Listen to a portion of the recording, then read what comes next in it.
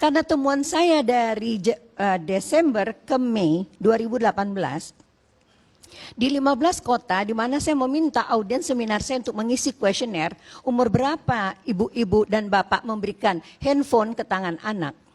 Itu rata-rata usia 2-6 tahun. Persentase paling besar. Kenapa?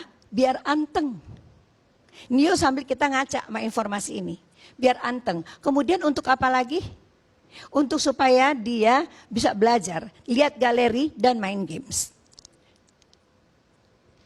Pertengahan tahun lalu, WHO telah mengeluarkan statement bahwa kecanduan games gangguan mental. Tidak ada games yang tidak mengandung pornografi walaupun untuk anak-anak. Tidak bisa saya sebutkan di sini. Tapi kita tahu semua. Start games diputar anak itu gambar apa yang pertama sekali masuk ke otak anak dan cucu kita. Ya, nah, apa yang terjadi Bapak Ibu, izinkan saya berbagi hal yang amat sangat penting buat kita dan bangsa kita. Saya dan teman-teman melakukan penelitian ilmiah terhadap anak-anak berusia 12 sampai 16 tahun, ya, SD sampai SMA menggunakan EEG dan functional MRI.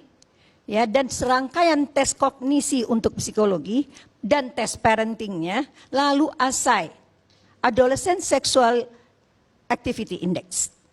Jadi saya mau melihat bagaimana kerusakan atau gangguan fungsi otak pada anak remaja berusia 12 sampai 16 tahun berdampak terhadap perilaku seksualnya, seperti yang udah berkali-kali kita bahas di sini juga, terbukti tidak dengan penelitian ilmiah. Ternyata Bapak Ibu, hasil penelitian ini menunjukkan bahwa dopamin yang keluar oleh karena seorang anak melihat pornografi tadi pada usia pelaku ini berusia 12 atau 14 tahun, 16 tahun, itu membuat dopamin mengalir ke depan. Otak depan ini Pak Karni berada pada gelombang delta yang membuat anak ini impulsif. Maunya apa? Sekarang, sekarang juga.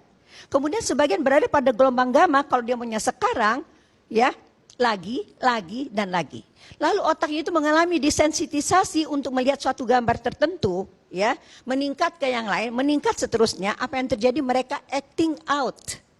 Mereka melakukannya. Kenapa mereka melakukannya?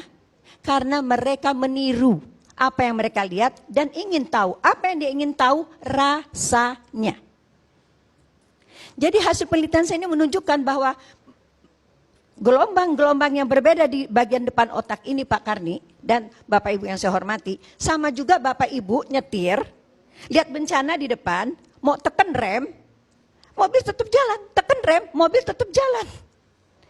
Rem kontrol diri anak-anak kita itu bolong.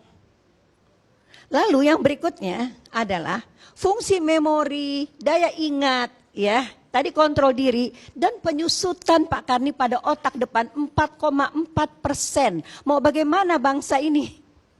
4,4% menyusut otak depan yang membedakan kita dengan binatang. Maka bukan hanya kasus Aris ini, tapi semua kasus pelecehan seksual dan kekerasan seksual itu harus dipulangkan kemari. Di mana kontrolnya dan kendalinya? Satu, kita berhentilah memberikan handphone kepada anak pada usia dini. Ya, dari segi parentingnya ternyata diperlukan ayah adalah kontrol utama di dalam keluarga. Jadi pulanglah ayah ke rumah ya. Anak ayah manusia dan anak ayah itu anak ayah bukan pekerjaan ayah ya. Pulanglah ibu ke rumah Bu, bahwa kehangatan saja di rumah itu tidak bermakna kecuali dengan kontrol. Jadi semua kita mengajar, saya yang salah, angkatan saya yang salah. Saya tidak menyiapkan anak-anak saya generasi milenials ini untuk bisa menjadi orang tua.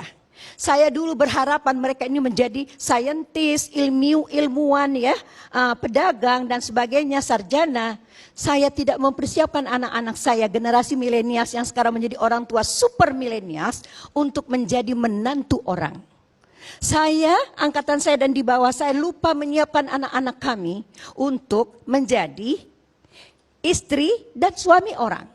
Dan saya dan angkatan di bawah saya lupa menyiapkan anak-anak kami untuk menjadi ibu dan bapaknya orang. Tiba-tiba dunia internet begini rupa, gadget begini rupa, kita kalang kabut, ya, kita berikan tadi tanda sayang kepada anak-anak dan cucu-cucu kami nih, ya. Gadget pada usia sangat dini dengan konsekuensi penyusutan otak depan 4,4%. Temuan lainnya yang paling penting adalah bahwa ternyata gangguan otak lainnya itu yang terjadi sama dengan narkoba. Narkoba ada badannya. Pornografi, rumah wifi, handphone di tangan, handphone canggih, pulsanya dibayarkan.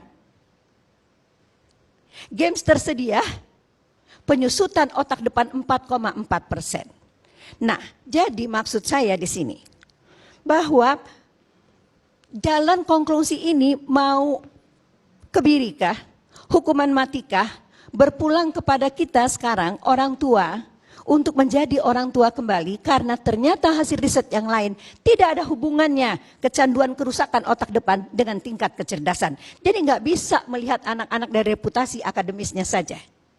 Ya, lalu kalau misalnya yang kita perhatikan hanyalah pelaku saja, pelaku ini semakin mudah, Pak. Mereka udah bukan pelaku, mereka produsen video porno oleh anak-anak SD. Hubungan sejenis luar biasa, belasan ribu, panik Jawa Timur. Iya kan, Pak? Di mana-mana kelompok ini banyak sekali. Jadi saya menghimbau ke depan, tadi saya sudah bicara dengan sahabat saya, Bapak Dr. Fidiansyah dan Bapak Deputi Perlindungan Anak Kementerian Pemberdayaan Perempuan.